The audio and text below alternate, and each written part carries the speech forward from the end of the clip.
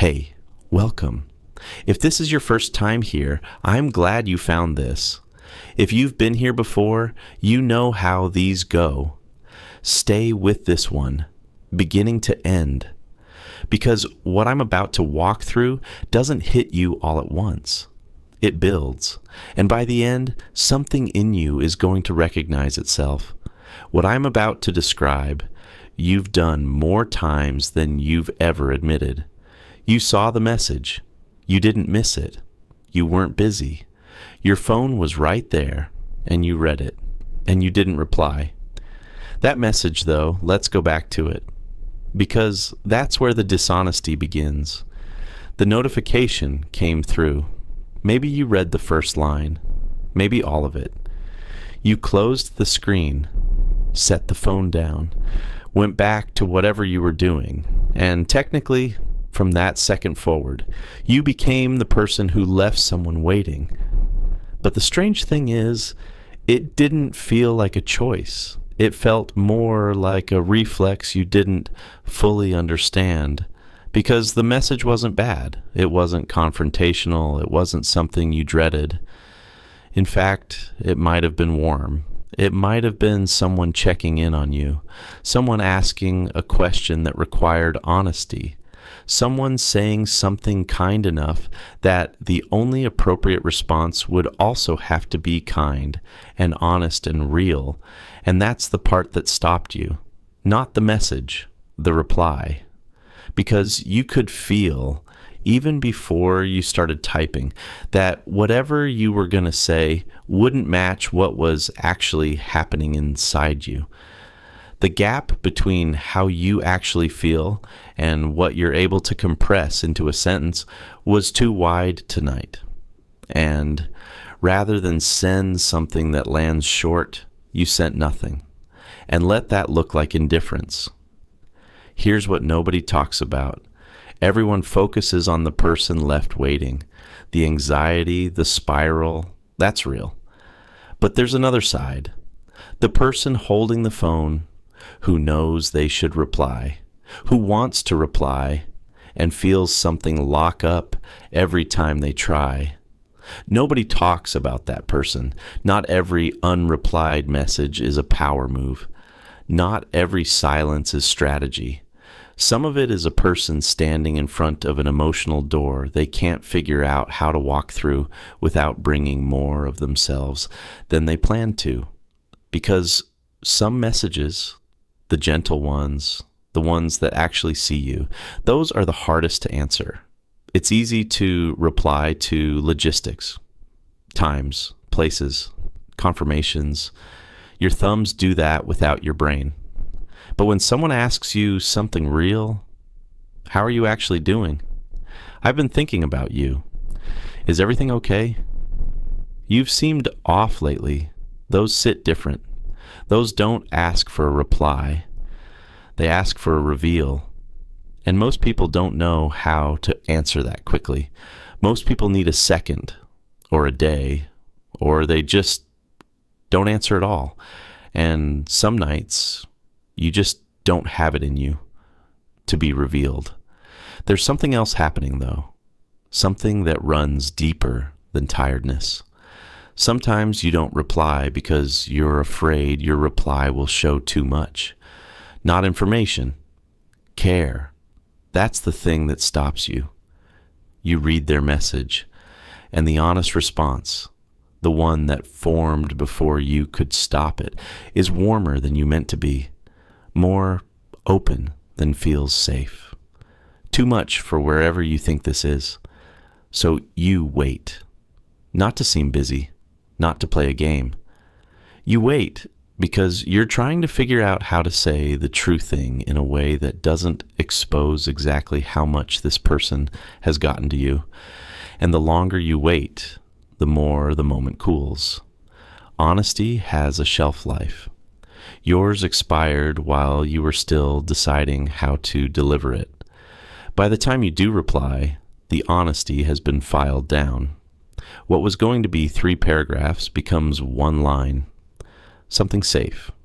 Something that technically answers them, but emotionally arrives empty-handed.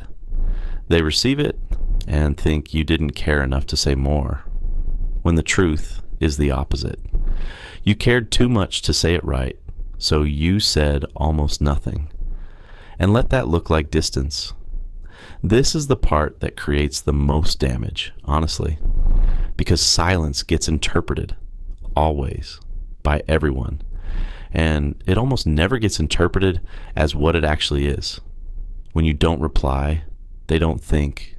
Maybe they're overwhelmed. They don't think. Maybe the message mattered too much. They think, maybe I don't matter enough.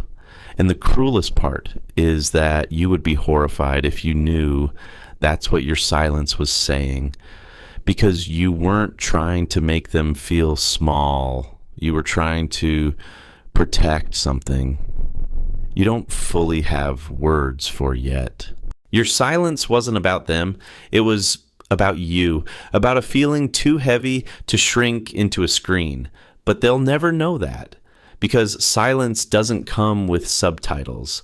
It just arrives blank, and the other person fills it with whatever they're most afraid of. And here's where it gets tangled, because sometimes you leave a message unreplied, not because you feel too much, but because replying would confirm that you're still in this, still invested, still checking, still affected. Something in you isn't ready to confirm that. Not to them, not even to yourself. Because once you reply, especially with something honest, you can't undo the fact that you showed up. And showing up in a situation where you're not sure the other person is equally in it feels like handing someone evidence they could use to measure you later. So you hold back, not out of strength, out of a very specific kind of fear. The fear that your presence will reveal more than you're ready to stand behind. And you'd rather seem absent than be visibly, provably there. Somewhere along the way, you stopped treating replies as conversation. You started treating them as exposure. And without meaning to, you became someone who shows love by disappearing from it. There's another version of this, one that's harder to admit. Sometimes you don't reply because you've already had the conversation in your head. You know what they'll say. You know how it ends. Somewhere between warm and inconclusive.